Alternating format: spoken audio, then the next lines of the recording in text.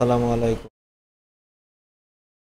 Microsoft অফিসের আজকে আমি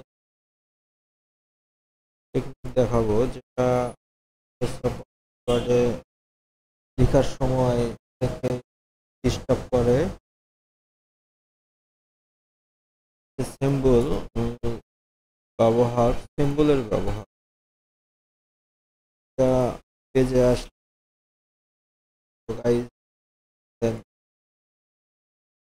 দেখি কিভাবে মাইক্রোসফট অফিস ওয়ার্ডের কাজ সমাধান করা যায়।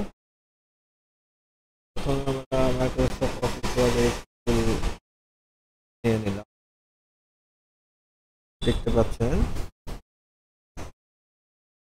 আমি এখানে একটা ওয়ার্ড লিখেছি, লেখার শেষে দেখেন একটা সিম্বল এসেছে। আপনি এই সিম্বলটা সময় যদি চলে আসে লিখার ক্ষেত্রে, তো আপনি তার পরে লিখতে পারবেন না এবং সেটা ডিলেটও হবে না, কোনোভাবেই আপনি সরাতে পারবেন না, ডিলেট হবে না। তো দেখেন কেটে দিচ্ছি, সব কাটছে কিন্তু কাটছে না কাটছে না।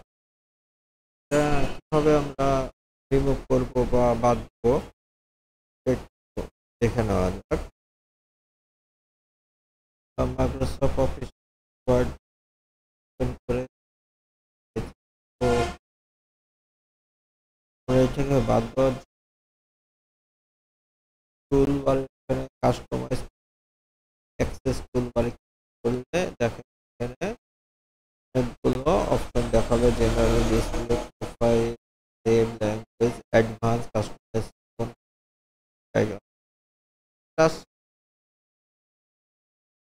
এখানে ডিসপ্লেতে ক্লিক করব। ডিসপ্লেতে ক্লিক করার পরে দেখেন ডান পাশে অনেকগুলো অপশন দিয়েছে।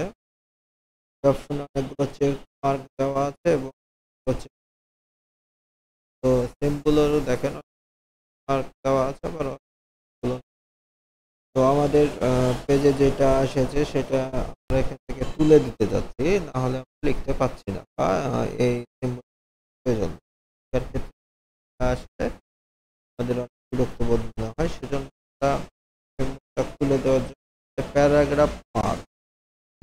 প্যারাগ্রাফ মার্কস অপশনটা যদি আমি তুলে দিই আর ওকে করে, তাহলে চলে যাবে, চলে সেম ভাবে। আবার সেটা যদি আসা লাগে, আবার ডিসপ্লেতে যাব এবং প্যারাগ্রাফ মার্কসে ওকে করে দেবো।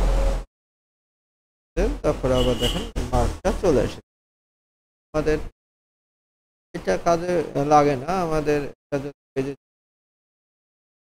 হবে তো সেটা